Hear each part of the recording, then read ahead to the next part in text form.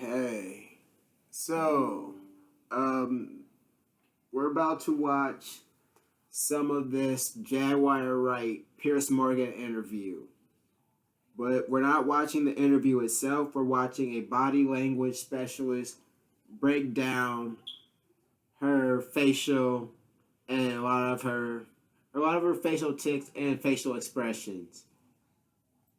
So it's one of these things that if you've been paying attention to not just Diddy, not just hip hop, but also Sean Carter and Queen Bee, because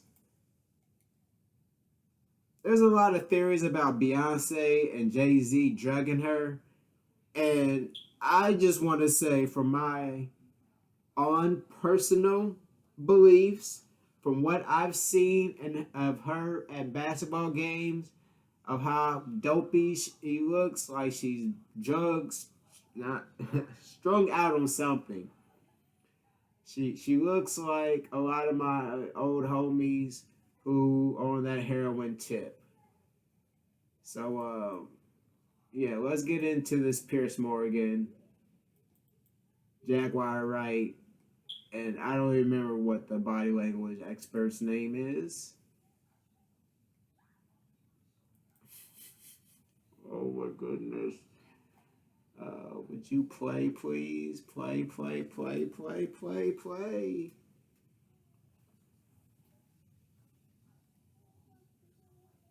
I've got way too many tabs open.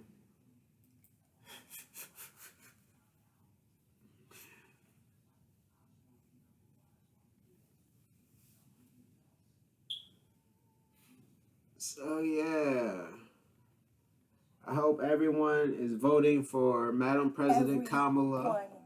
Knows. Here we go. The list of laws is ridiculous, and everyone knows Diddy was selected for this job. What's going on, everyone? Welcome to Behavioral Arts. My name is Spidey, and I use my degree in sociology and Spidey. psychology for certifications in criminal interrogation and body. Okay, so this guy Spidey, you're hearing him say that his specialist is in criminal investigation, body language analysis. So like he's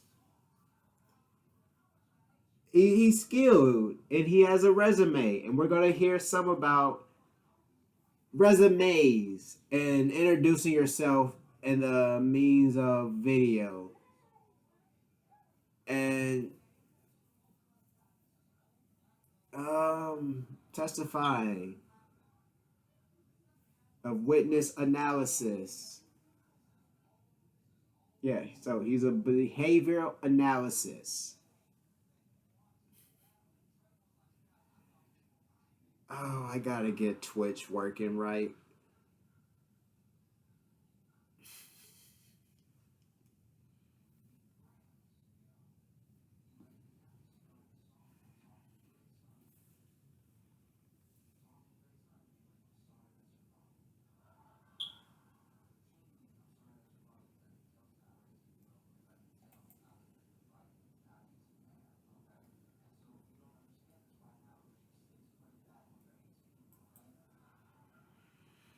Oh my goodness.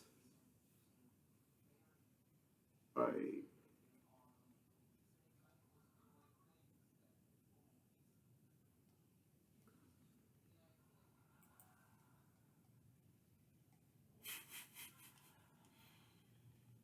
I've never had this issue when I'm trying to record, and that video I'm trying to play isn't playing because I've got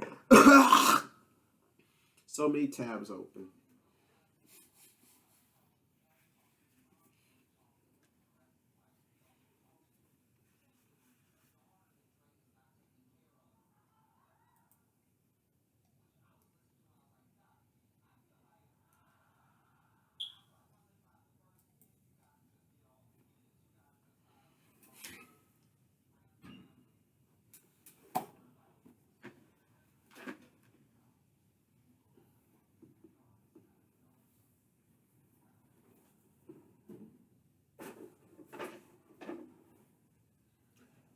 Oh my goodness. So who's been paying attention to this Aubrey Drake Graham BS? This beef with J. Cole. It's kind of hard. Well, y'all, this Diddy. But yeah. Diddy news going on. The diddler. The diddler. Diddy the diddler.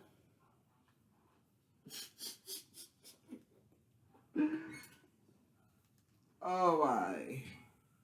I've really come to dislike Diddy over the last. Everyone knows. The list of lost is ridiculous. And everyone knows Diddy was selected for this job.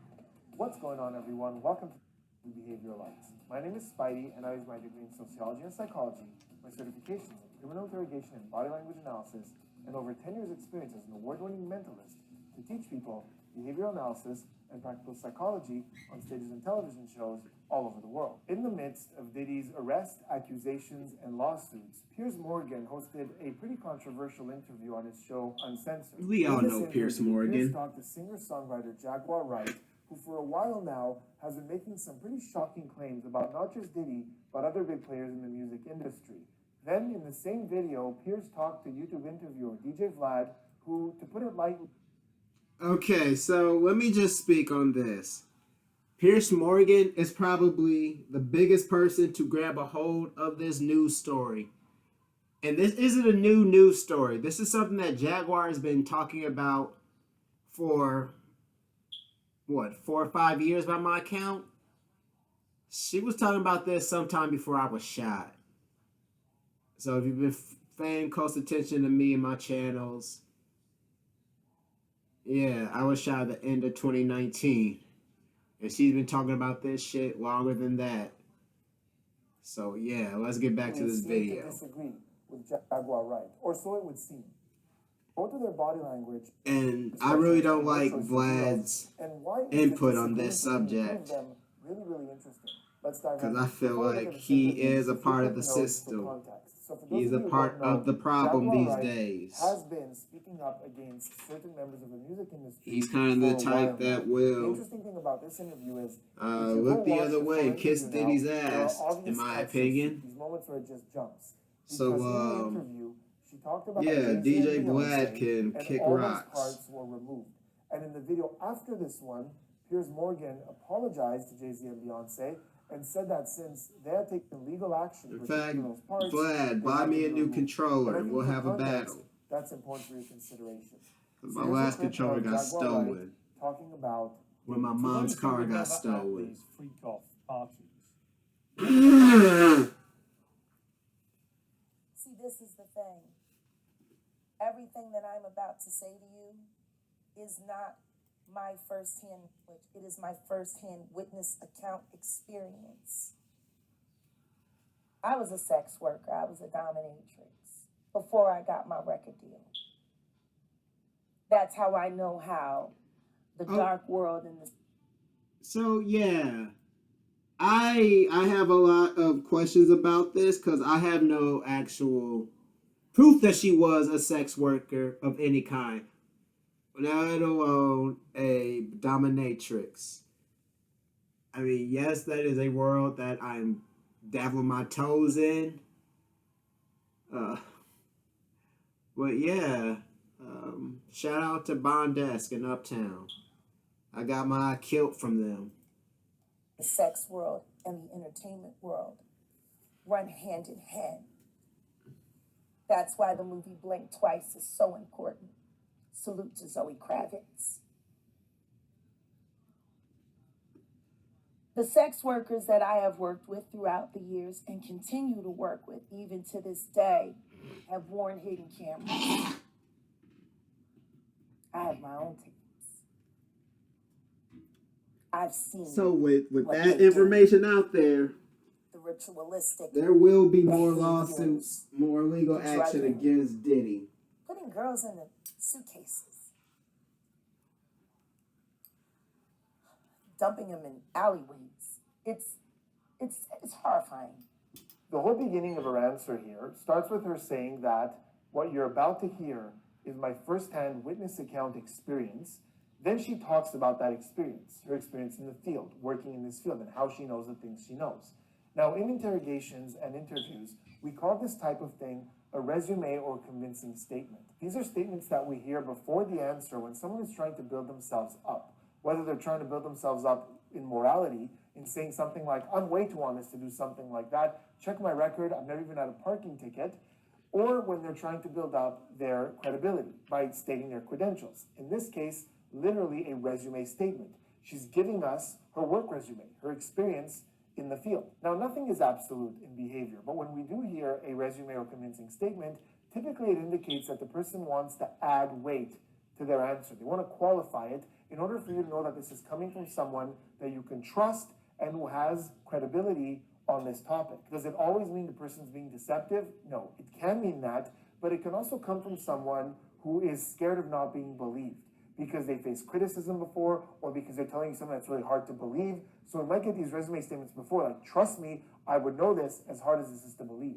Because it's conceivable that there will be some people online saying things like, oh, what does she know? Who is she? How does she have this information?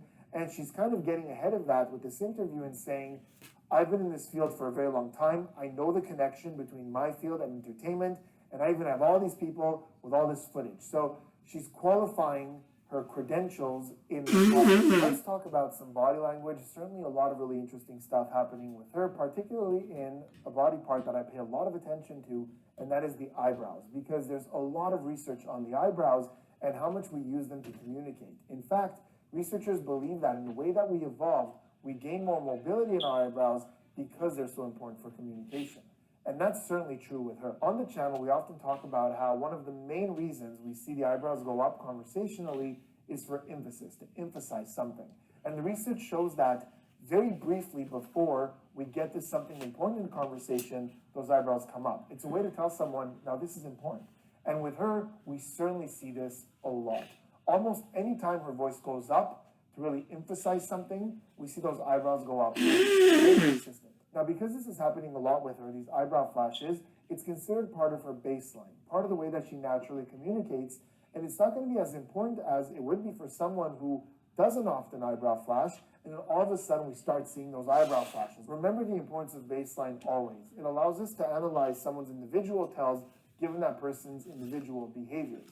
Now, as much as eyebrows up is important, eyebrows down is also important. Conversationally, typically, when we see those eyebrows go down, it's usually in one of two categories. The first one is deep thought or trying to access memory or focusing on something, eyebrows go down. And the second one is unpleasant experiences, negative experiences. So whether it's anger, everywhere in the world, eyebrows go down with anger, with disgust as well, eyebrows might go down, or just in general, think of negative experiences. Now, with her, that's certainly the case, both of them. There are moments where she's thinking about something, we're trying to think about her words, we see those eyebrows go down, and there are times where she's angry, and we're gonna see that in some upcoming clips, where she really gets angry, and we see those eyebrows go down as well, in those moments where she's really feisty. But remember the importance of baseline. When her eyebrows go down, there's something really interesting about them. Even when they go down in anger, typically, for most people, the whole eyebrow goes down, or the middle of the eyebrows go down, and they're kind of arched downwards like this. So think of the angry emoji that we all recognize as being anger. You'll notice the eyebrows are in a V shape like this. For her, what's really interesting is even when her eyebrows go down, those middle corners remain up. So it's like the whole eyebrow goes down, but that outer corner stays up. And sometimes it almost does like this U shape. So it's really the middle going down. Now, this could be because of the way her makeup is done. This could be because of just the way her face is. This could be because she's had cosmetic procedures. I can't really know why it's doing that. And the reason that's really important to note is because in sadness, everywhere in the world, when human beings are sad, the inner corners of the eyebrows go up and the rest of the eyebrows go down in this outwards curved shape, kind of like this. And this is really difficult to fake. Some people could fake it, but it's not easy. And it indicates sadness pretty much everywhere in the world. So with her, there are times where she's angry or thinking or confused or whatever, and those eyebrows go down, but the eyebrows look like sadness, which is why she often seems like she's speaking from a place of sadness when it's not necessarily that. That's really important to keep in mind with her. With all that said, there's a moment at the end of this when she's talking about this information that she has and what was done to these women. There's a moment where we see the eyebrows of sadness. And it's when she's talking about putting women in suitcases. So there's a lot going on through that sentence. And it starts with actually the universal expression of contempt. As she's saying, putting women in suitcases, as she's saying that, really quickly, the right side of her face scrunches to where we see the one line on the right side of her nose, a lot more obviously, and we see that right side of the mouth raised to the point where the right eye is closed as she's talking about that. That is a universal expression of contempt, pretty much everywhere in the world, and it's characterized by a scrunching on one side of the face when we look down on something or judge something. But right after That woman looks suitcases, crazy with for those a beautiful moment, even if her eyebrows. eyebrows aren't down like this and causing that U shape in her eyebrows, which is baseline, after suitcases, her eyebrows are relaxed, and for a very quick second, we see those inner corners just come in like this. And you even see in her face that this is emotionally affecting her, and there's a couple of beats there where we see the contempt, we see that sadness in the eyes, we see a couple of cringes or twitches in her mouth, and somebody might look at that and go, oh, that was a quick flash of a smile. It's not. If I pause that moment, really look at her face in this moment, I think most people recognize that this isn't a moment of joy. It's not a smile. This isn't someone who's overwhelmed with happiness. It's just this quick kind of twitchy smile that happens. And this is something very common with this is the video sadness that I and really wish I sympathy. could be Very doing often when screen we post share something with. that gets you to feel sympathy towards something or someone, it's kind of this quick little flash of sadness of like the poor little thing. It's almost our mind trying to bring us up from that sadness or feeling really, really sorry for this thing. And I think most people who experience that or have seen that will recognize it there. Another thing that's happening in that exact moment with the eyebrows, with that quick twitch on the face, is a head tilt. As she's saying, putting girls in suitcases. And her voice is cracking a little, but we see this head tilt. And in social interactions, when we see head tilt, typically it falls into one of two categories. I've been saying that a lot in this video, but it's true. With head tilt, the first category is like skepticism or inquiry or trying to figure something out. When we're curious about something, we get this head tilt. But the second one is sympathy. Very, very commonly, when somebody tells you something sad or something gets your sympathy, you might go, oh, like this, with the head going sideways. And we think this is rooted in the fact that we expose the neck and we're showing that we're really not a threat here. We're not threatened. This is a soft moment. So in sympathy exchanges, we see this head tilt. Another thing I want you to notice is something that interrogators and interviewers pay a lot of attention to, and it's when we ask a question, we ask ourselves, did the person answer the question, and did they answer the entire question? And in this case, I would say it's in a gray area, like yes and no, because if you think about Piers Morgan's question, it was, for people who don't know, what happens at these freak-off parties? Now, the freak-off parties, this is the title that Diddy gave them, in and of themselves are not the problem. It's what was happening behind the scenes of those parties that was the problem. So Piers is asking, what would happen at these parties? For someone who hasn't been, someone who doesn't know, describe to us what these parties are. So after she goes into that whole resume statement stuff, this is my first-hand witness account experience, she doesn't really talk about the parties in the way that he wanted to know, like what goes on at these parties. She immediately goes for this inside information, this dark stuff that's happening, the camera, hidden camera footage that she has, that they're doing these awful things to these women, and kind of sidesteps that surface question of what happens at these parties. So this is interesting to me. This is somewhere I would want to pry in a little bit more and be like, okay, no, before we get to that, what's happening at these parties? What are you seeing when you're there? Because it seems like she came to this interview with these things that are really, really important for her to say, and she's trying to get to those things. And yes, it's important to talk about those things, but I wonder if in the way that she answered this, there's a hint that she wasn't really that often at these freak-off parties. Maybe she knows people who were, she heard some stuff, and they're going to talk about that a little bit more, but I'm wondering if she's sidestepping this question that he asked out of a sense of urgency to get to the important stuff, or because she doesn't actually have that much information about the question that he asked. There's no way for me to know the answer to that. In an interrogation, I would hear that sidestep, and it would tell me, okay, go ahead and find out more why I didn't get a full answer to that. Now we're going to hear more about her relationship with Diddy. Then we're going to hear from DJ Vlad and a very interesting contradiction in what he's saying.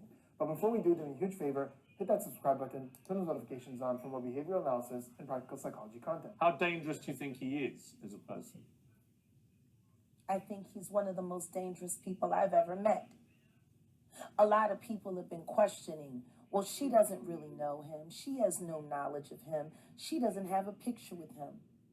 I'm smarter than Claudia Jordan. I would never take a picture with the devil. Everyone knew he was the devil. He's been the devil for 30 years. He's been covered and protected by not only Clive Davis, but Lucian Grange.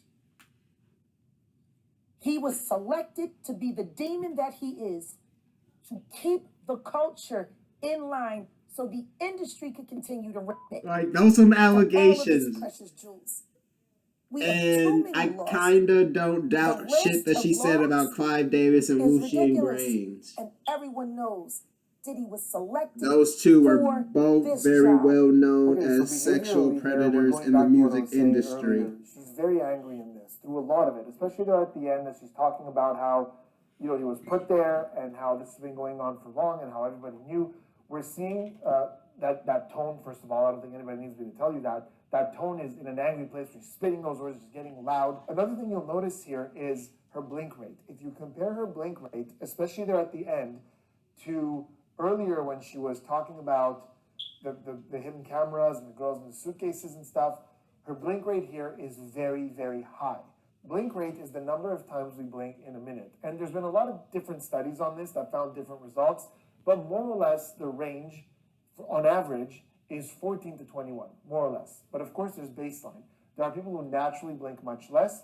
There are people who naturally blink much more. I'm one of those people. I wear hard contact lenses, which dry out a lot, and that causes me to blink a lot more than the average. So we're paying a lot more attention to the fluctuation in someone's blink rate, an individual person's. And for Jaguar Wright, it's interesting because throughout this interview, it fluctuates a lot. There are times where she has a pretty standard blink rate. During the stuff she was talking about with the girls in the suitcases and the hidden camera footage, it actually went down. If you look at her blink rate, she's blinking a lot less often. Now, the research tells us that blink rate goes down when something either really has our attention, and this is something you could look for. When we're really interested in something and it's holding our attention, that blink rate tends to go down. But it also happens when we're lost in the clouds, when we're completely daydreaming. And it's funny because those are almost opposites, right? One is like, you really have my attention. One is like, I'm completely lost. I'm in the clouds. And in both those scenarios, blink rate goes down. In her case, it's likely that when she was talking about the women and experiencing those emotions, that lowered blink rate indicated focus. That's a lot more likely that she was trying to give this the importance that it deserves.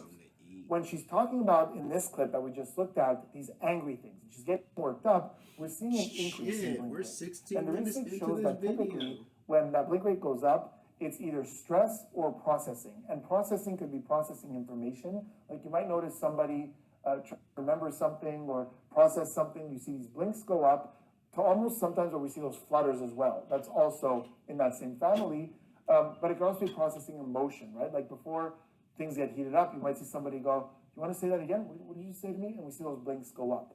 So in this moment, it's hard to pinpoint exactly what it is, whether she's processing this emotion or these thoughts, or it's stressing her out, but it's rarely an overwhelmingly positive thing, and that makes sense with this moment of anger that she's getting worked up and that blink rate is increasing. However, beyond the behaviors, there are a few things in this particular clip that are really going to cause divide in the audience. And Jaguar Wright is a very polarizing individual. So first off, she herself brings up the skepticism, right? Piers never asked her, hey, by the way, like, what do you say to people who say you never knew him or you were never around him? She brings the skepticism up.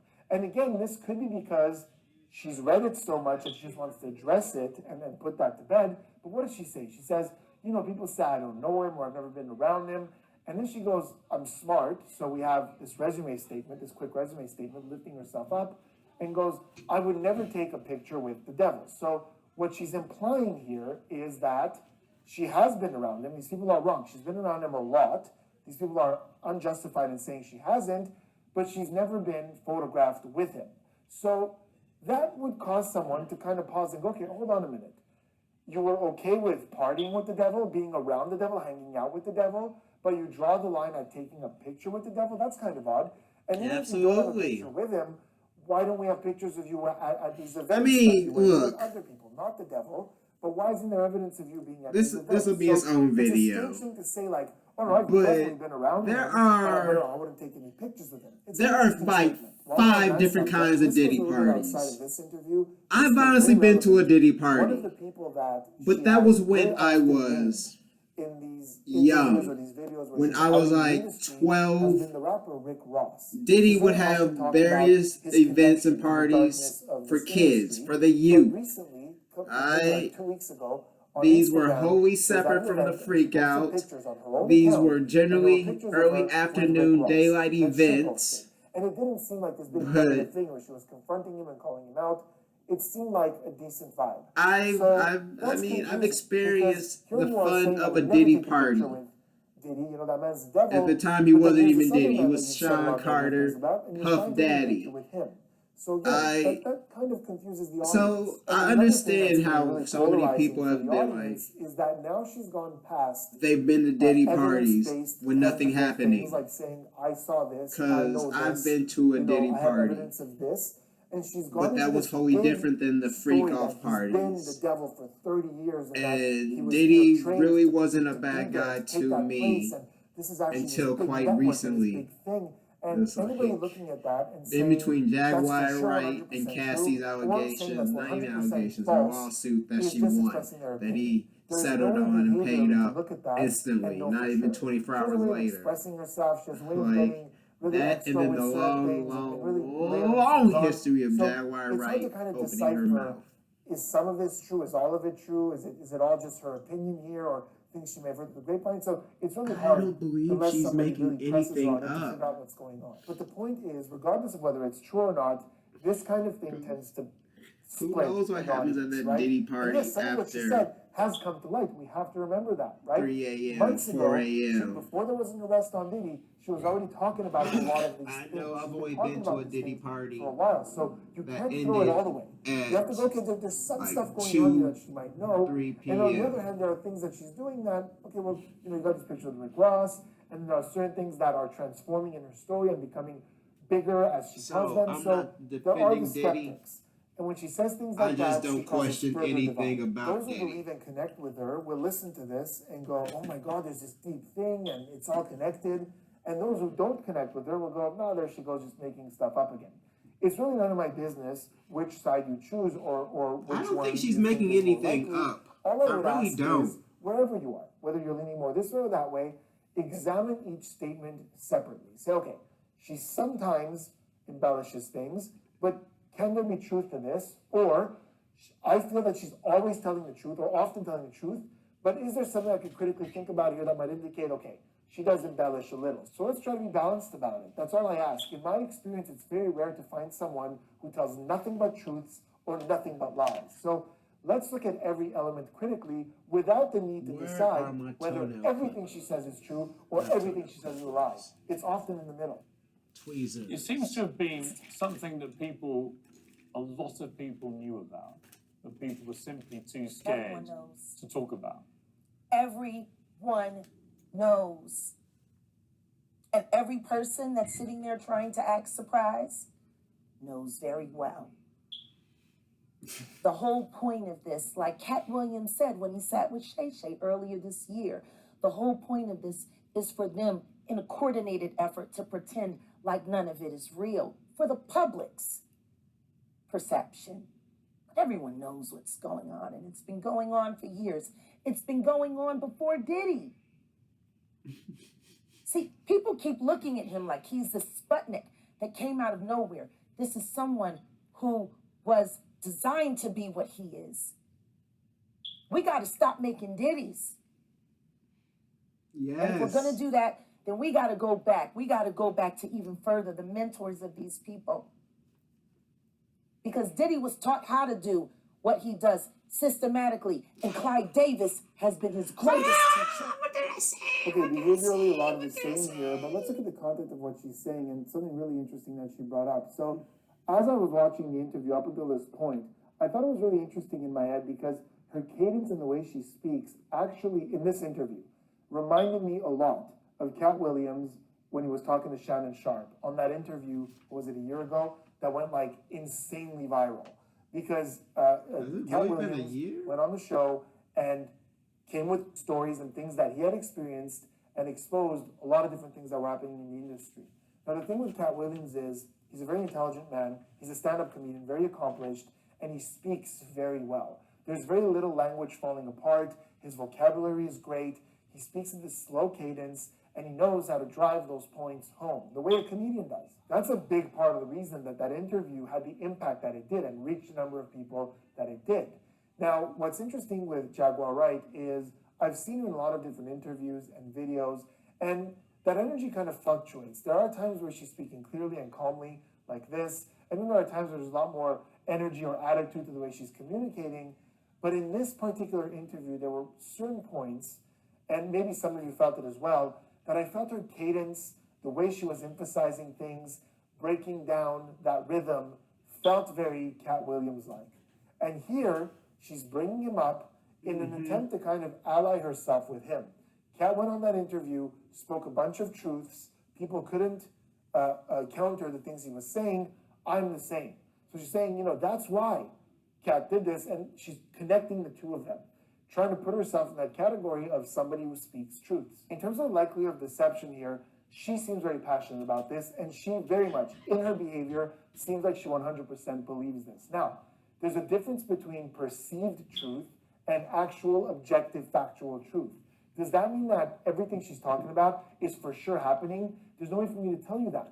I just look at behaviors to try to determine if this person believes what they're saying, and in this case, with this determination, whether she came to these conclusions herself, whether it was said to her by somebody else, she seems quite convinced that this is actually happening. There's direct accusations. She's looking right at that camera. We're not seeing enormous clusters of stress or these qualifiers. She's just throwing out these accusations straightforward. Can she be completely making this up just to get views, just to get attention? Totally making this whole thing up, totally making up these names and their connection to it? It's possible. Behavior will never tell you 100% what's going on. I'm just saying, given my experience and what I've seen, she seems quite convinced herself of what she's saying right there. Well, I'm joined now by the host of Vlad TV, DJ Vlad. DJ Vlad, it's pretty horrifying listening to. Oh, this is a these clown-ass testimonies. Negro. What did you make of what you just heard? Well, Jaguar Wright is known to be a conspiracy theorist. I don't really co-sign anything that she says. I've never had her on my show, and I don't have any plans to have her on my show. You don't believe her? She got an album in 20 years, and a lot of this stuff is just stuff she's heard, things she's making up, and so forth. I'm not saying that there aren't serious things that Diddy may have done, but yeah, I can't co-sign anything that Jaguar Wright is saying, if that's your question. Well, I mean, obviously, since we last spoke, there have now been these charges against Diddy, which are incredibly serious. You didn't think at the time we last spoke that he was likely to face these charges. Are you surprised it's come to this? I'm not surprised, because I feel that law enforcement in general is reactionary. I think that when you look at high-profile individuals, their arrests, indictments usually come after a documentary, a big TV show, or in Diddy's case, there was this huge lawsuit that Cassie filed, and everyone got to see all the details and all the attention that came to it. Some, because we haven't really seen, apart from some of the funny stuff of, there's 1 million bottles of lube that they found there, I'm sorry, 1,000 bottles of lube, and so forth, we have yet to really see what the evidence is. And I think once we see the actual evidence, then people will actually formulate an opinion on what's happening right now. So there are 3 separate things in just that one answer that when I first heard them, they really irked me. And I want you to know before we talk about them that when I came into this analysis, I had zero bias when it comes to DJ Vlad. I barely even knew who he was. It's a name I've heard, but I didn't really know much about his career at all. I've since looked him up. It turns out he has a very successful YouTube channel and a website, and I could congratulate him for that. And I could tell you that what I'm analyzing here is this answer, this behavior. It doesn't speak to his character as a person because I don't know him, but these 3 things really stood out to me. The first one is the fact that he comes in to this interview and immediately attacks the character of the previous guest on this show. He doesn't counter her points, right? He doesn't come in and say, no, hold on, she said this and I would like to offer this as a counter to that, or this can't be true because here's this thing that I know, he immediately discredits her as a person. Then he says, I've never had her on my show, and I have no plans to have her on my show, to Piers Morgan, the guy who has her on his show. So look, you can disagree with her, you can dislike her, you could not believe anything she says. That's fine, there's nothing wrong with that. But when you're acting like, you know, nobody who's respectful would have her on their show, because I certainly wouldn't, you're disrespecting your host who's invited you on their platform. So that was weird, and this whole attack of her character, that was weird. Oh, and by the way, really quick, he also throws in, she hasn't had an album in 20 years. So, again, this is him attempting to discredit the source and attack the character as opposed to the information. What does her releasing music have anything to do with the validity of her information? That's one. Second, he's asked if he's surprised by the charges that were brought on Diddy, because there was a time where he said he didn't think it was going to happen. So he's asked about that, and he goes, he's not surprised because law enforcement tends to be reactionary. Whenever there's a documentary or a TV show, that's what he starts with, right? This isn't that. The whole world saw horrifying footage of Diddy and the treatment of his We ex-girlfriend. all saw We've all that seen video the footage. footage We've all of him seen whooping Cassie's ass That's in that what hotel lobby. started some of this. Not We lobby, also have hallway. hundreds of people coming forward with stories. And we have people within the industry who are kind of alluding to this thing that's going on. This is a lot more than a documentary or a TV series. Now, he eventually does talk about Diddy's ex, Cassie, but what does he say? He says this one, you know, in Diddy's case was a result of her lawsuit and some of the details that we saw there. Kind of, you know, not going into the fact that detail is footage that we saw of something tangible and awful. So he's trying to kind of brush it off and minimize it by saying, yeah, you know, these things tend to happen to celebrities after TV shows and documentaries, but he knows, and we're about to hear him acknowledge that he knows, that there's a lot of stuff against Diddy, concrete stuff. The third thing is kind of compounded. So he's saying how we've, so far, besides the funny stuff, which is 1,000 bottles of lube that they found on Diddy's property, we really haven't seen anything. Now, there's a couple of things about this. First, he's about to go on to talk about pretty shady stuff when it comes to Diddy. Maybe not pertaining to this exact topic, but still very negative behaviors. He's going to talk about that himself in a minute here. So he knows that, you know, it's likely that there's been some criminal activity there. But he's discarding it by saying, no, we really haven't seen anything in this specific field. But second, this funny stuff, the funny stuff, like the 1,000 bottles of lube. They found 1,000 bottles of lube on Diddy's property after he knew that an investigation had started. Like, that's what they found after he had time to get rid of some stuff. Now, let's say you go to a friend's house that we have in common, and you open his linen closet and see 1,000 bottles of lube, right? But we know the guy. We know he's a great guy. We're with him for 15 years. There's 0% to suspect anything. You might tell me about that. We might be confused. We might have a laugh. We might make jokes about it. But this isn't that. This is someone that is being accused of horrific things. This is someone that we've seen footage of treating a woman in a disgusting manner, having 1,000 bottles of lube on their property. That's not funny. That's not funny at all. I don't think it's funny. I think that concept in and of itself can be funny. 1,000 bottles of lube in certain contexts as an idea can be funny. But in this context, I really don't see the humor in it. And the fact that, again, he's trying to minimize it by, you know, the funny stuff, like the 1,000 bottles of lube, I don't think it's that funny. Do you think there's a lot of people in the rap world in particular who are pretty fearful right now of where this may all lead? Is it a bit like the Epstein scandal, do you think? I don't really think so, because, I mean, Shut ultimately, the fuck up, Vlad. everyone wanted to go to Diddy's white parties when they were happening. If I got an invite, I would go, but there's a party within a party. There's the actual party where the celebrities go to, the Howard Stern, the DiCaprios, and so forth. You never hear of any of them really being involved in any of this stuff. They go home, you know, at 2, 3 o'clock a.m. And then there's the private parties that seem to involve the sex workers and probably certain types of people that are kind of in an inner circle. No. And Yes. we'll see if those names ultimately come out or not. You know, I think that when it comes to a situation like the feds, cooperating is a very big thing. Okay, so you're aware these things were happening. in his own words here, he's acknowledging that he knew that there were these parties where after certain people left, there were the sex workers and some questionable stuff going on, and he's acknowledging that. So then why did he Yes. come into this interview guns blazing on Jaguar Wright and discrediting her entirely? Again, it's not like he came in and said, look, to be fair, this that she's saying, that's happening. We know that was happening, but here's this other stuff that I don't really believe. He came in and tried to discredit her entirely. In fact, he said, this is his words, I can't co-sign anything Jaguar Wright is saying, trying to discredit all of it. There was this tiny little acknowledgement when he said, I'm not saying that there aren't serious things that Diddy may have done, but in essence, it was like, nope, don't believe anything she says. It's maybe possible, but here we have him saying that he has this information. So I thought that was really a strange thing when a lot of what she was talking about was this. I really want to quickly talk about his behaviors because I'm focusing a lot more on what he's saying because it's taking a lot of my attention. You'll see the eyebrows of emphasis. You'll also see shifty eyes a lot as he's talking. He goes up here a little, he looks at the camera a little, he goes up there, he thinks, he focuses, he dances around like this. And I know that a lot of people are going to be tempted to say, look, he's avoiding eye contact at all costs. The problem is, this is baseline. It's not like he started the interview talking like this, and now all of a sudden this is happening. It's happening the whole time. And the truth of the matter is, some people are just like this. So again, remember, we're looking for a change. We're not looking for one stagnant thing.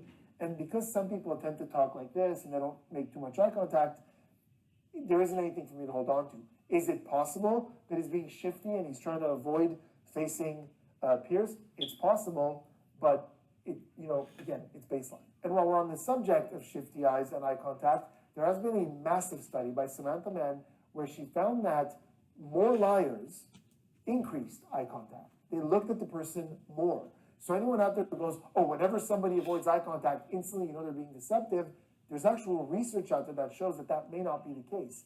Everyone's obviously different, but in that study, they found that at the customs, when people were being deceptive, they increased eye contact. And we think it's partially because they wanted to check and see if the deception is working, and also because people know this thing about eye contact and deception, so they purposely tried to increase it. So all this to say, baseline, baseline, baseline.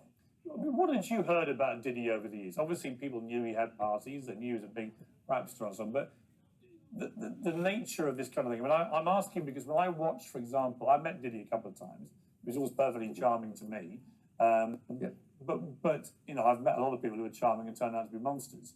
The video that came out of showing him beating up his then girlfriend in a hotel corridor was so shocking that when I watched it, I remember thinking, well, this guy is capable of anything.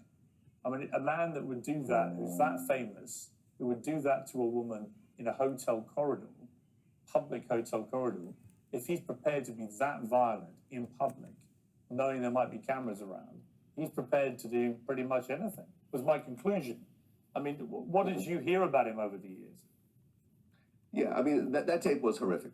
And after our interview that we did with Roger Bonds, who I helped to bring onto the show, I did my own interview with Roger Bonds. It was a very in-depth, I think, two-hour interview, where he goes into actually witnessing a lot of women that were physically abused by Diddy.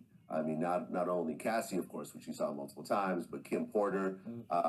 He was on a trip where Kim Porter got her nose broken, allegedly by Diddy, and flew in a plastic surgeon to fix it. There was a personal chef that Diddy beat up. And so I think that Diddy has a long history of violence towards women, but also men, because there's also the Steve Stout incident.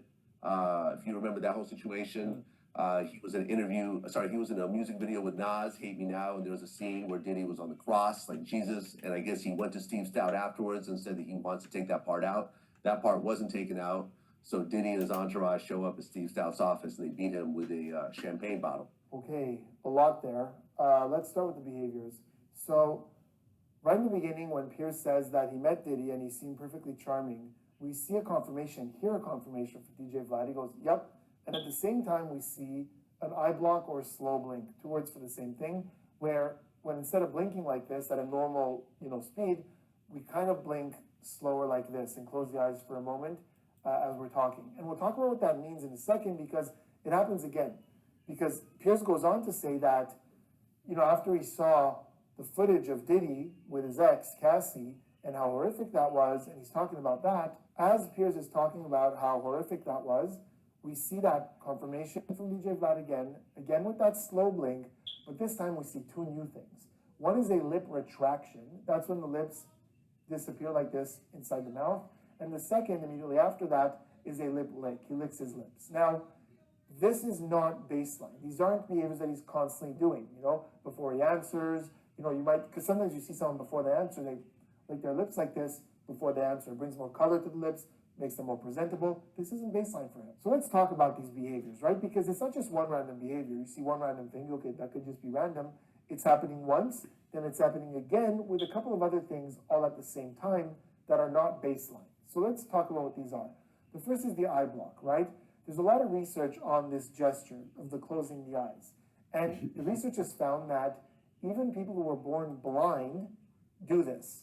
And it helps us visualize something better. So when you're trying to visualize something, closing those eyes, and a lot of you know this. A lot of you have seen this where someone might go like this because they're trying to retrieve an image.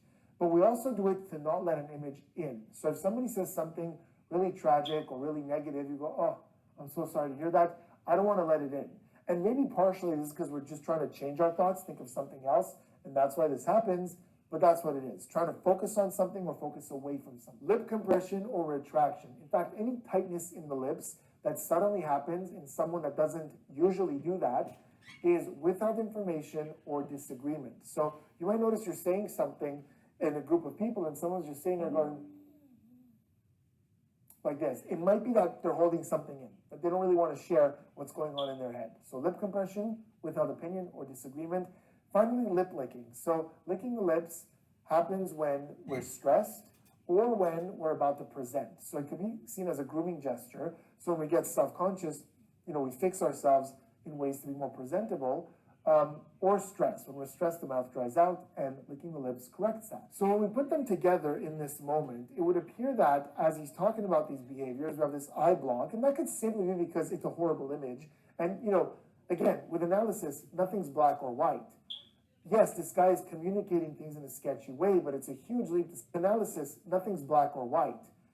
Yes, this guy is communicating things in a sketchy way, but it's a huge leap to say that he's a heartless monster, right? So anybody thinking of that footage, there's going to be negative thoughts there. So that could justify the eye block. Lip compression, not so much. So I feel like there's something there to add. There's something to talk about that he's holding back. And I think he's about to clue us in on what that is. And then finally, we have the lip lick. Is it stress? Is it grooming? Because he's about to address this. A lot of this relates to negativity, stress, and withheld opinion. So there's something about that video that he can elaborate on. And I think it's what we get next. And what he does say next, again, goes back to him having this knowledge of all these horrible stories of ways that Diddy has behaved awful, just awful things that I can't even imagine. And here he was doing this interview this whole time, and this just came up now.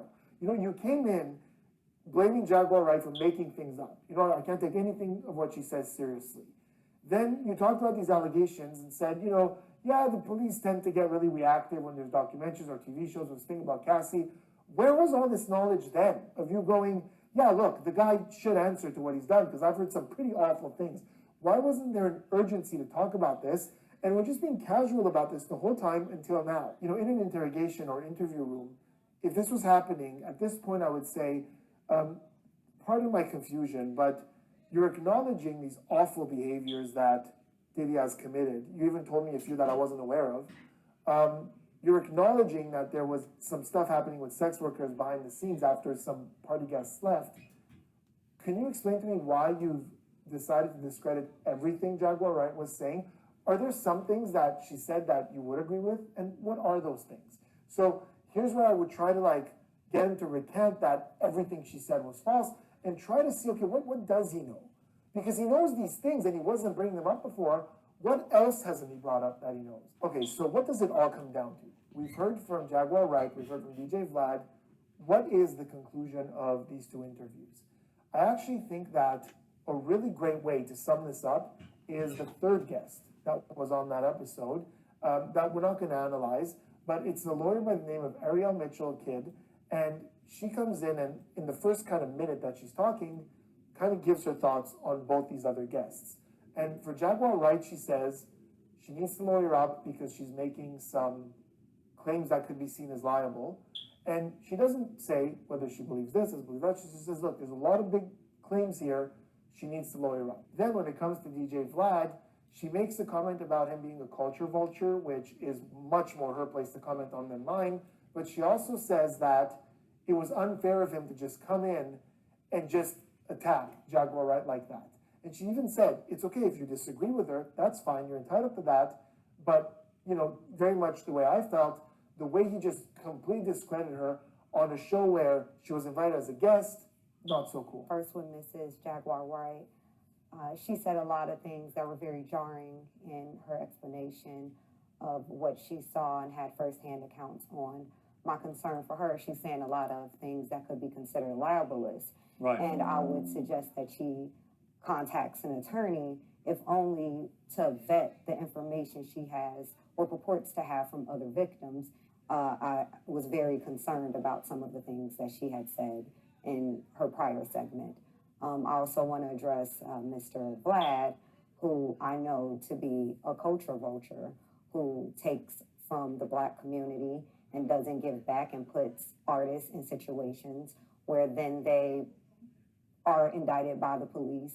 And he's very much so what we call police type investigation in the Black community. And for him to repudiate what Mrs. Wright had said, I thought was completely out of line. He can say he doesn't agree. Okay, so hold up. Let's just hold up for a second on that one. And uses them as a means for his platform. Okay. Look, I'm gonna say one thing in defense of Vlad. Maybe two things. It's like, one, hip hop was invented on the East Coast. It's like New York, New Jersey. It's like all 5 of the boroughs in New York and the sister city of New Jersey all played a part in the creation of hip hop. It's like we've had Asians, Jamaicans. It's like most of it comes from Jamaican dance hall music. Comes from nightclubs, discotheques, and so I don't necessarily agree when people call Vlad a culture vulture, but he is a culturally insensitive man. I thought that was very inconsiderate and unprofessional. So what it all comes down to is actually pretty ironic because you have Jaguar Wright, who is very sensationalized and with all these big stories, some of them that it seems they've been embellished, some of them that seems to be from other people, that she's compiled this. Maybe she was there, maybe she wasn't, maybe she was a little less involved, but she's definitely very passionate and emotional about this, and she's been calling out for a long time, so there seems to be a pit of reality there, and then it's hard to tell how much has been added to that. And then on the other hand, you have DJ Vlad, who seems to be a little bit more cautious and realistic and sticking to the facts, and this is the evidence that we have. And the irony there is that that's typically the way I function as well. I look at evidence, and yes, I look at behavior, and I try to piece things together, but I don't tend to over-sensationalize and look for that big, exciting story. I tend to be really realistic. But in this case, I feel like it's coming at the cost of compassion, because there are times where DJ Vlad is minimizing things, calling things funny, putting the emphasis on wrong things, like, documentaries and TV shows, and then the police tend to be very reactive. But then it turns out he has all this information that I would have liked to know early on for him to go, no, look, there's definitely a lot here. You know what I would love? I would love to put Jaguar Wright and DJ Vlad in a room together and have them write out a list of things that they agree on, only things that they both agree on. And during this exercise, I would encourage DJ Vlad to be more forthcoming, and I would encourage Jaguar Wright to be more realistic. Stick to the things that you know for a fact or with extreme high confidence. and come out with a list of things you both agree on. And I would love to look at that list because I think that they would balance each other out for us to get much more of a sense of what's actually happening. This is obviously a case That's a good gonna keep going. exercise. There's going to be a lot of developments. That is a good And exercise. let I've me know done whether that it's in in the comments therapy of this before. video or community posts or other videos, what specifically pertaining to this Diddy case you would like analyzed. I thought this was a great interview in terms of behaviors, and let me know what other things that you would like analyzed in this case. Besides that, let me know in the comments what you thought of this, of both interviewers, which way you're leaning on each one, and I will see you on the next one. Well, I'm just going to say that I am on Jaguar's side. I've been on Jaguar's side for the last 4, almost 5 years, I want to say. Since I've been following her on YouTube. It's like she's been all over. So many people. GMC Sierra. It's the So many people have had her on. Shout out to our dialogue. Yeah, that's probably some of her best interviews about the diddler. But I'm somewhat really feeling good about Diddy being locked up. Like Diddy only gets 1 hour out a day. 1 hour of your erect time to just, I don't know if it's just it's probably just a concrete lot as just walled in. Like, yeah.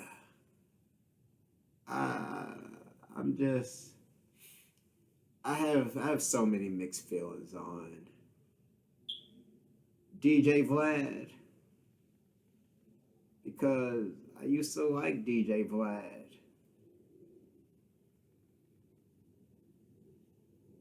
I mean, don't get me wrong, I still watch his interviews from time to time. But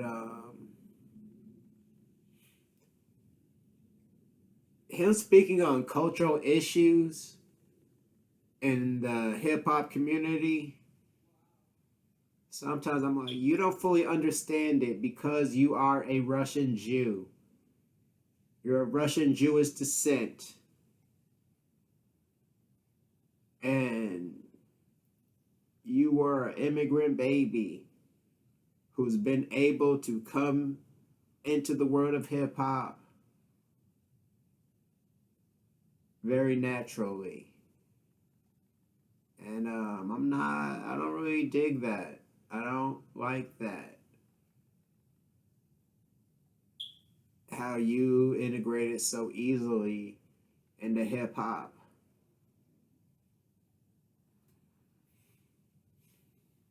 Yeah.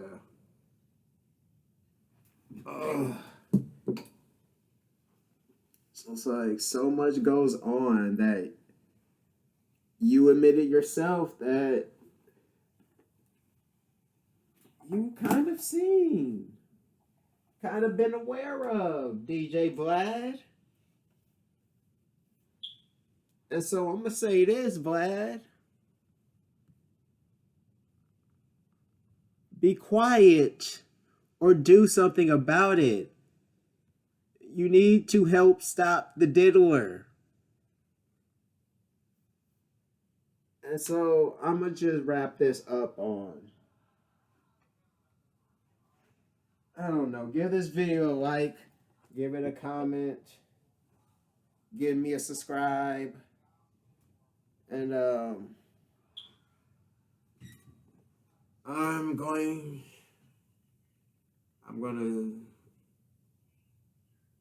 can't even think of the theater that it's at But Tuesday night, I'm going to be going to open mic. I want to say, I don't know. No, Acme is Wednesday night. Look for me at any open mic night in the Minneapolis area coming up in the next week or two. I'm gonna try to go this Tuesday. It's Sunday today, as I'm recording this.